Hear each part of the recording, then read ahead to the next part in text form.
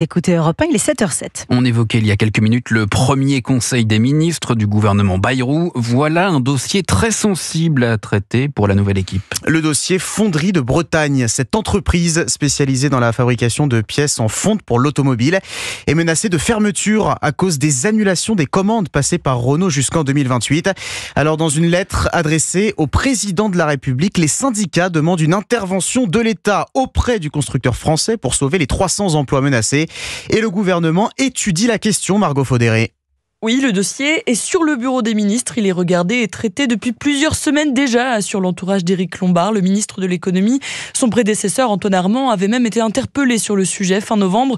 Quelques semaines plus tard, force est de constater que le gouvernement n'a pas réussi à convaincre Renault de s'engager auprès de la fonderie de Bretagne.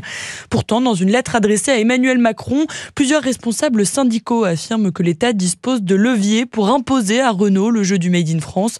Pas vraiment, estime Emmanuel Auriol, économiste spécialiste de l'industrie. L'État est actionnaire de Renault. À l'Assemblée générale, vous avez des droits de vote, etc. Vous pouvez participer à certaines décisions, mais vous n'êtes pas dans la gestion de l'entreprise. De la même façon, avoir bénéficié d'aides publiques comme les 4 milliards d'euros de prêts garantis par l'État reçus par Renault pendant la crise Covid n'impose pas, sauf conditions spécifiques, des contreparties selon l'experte.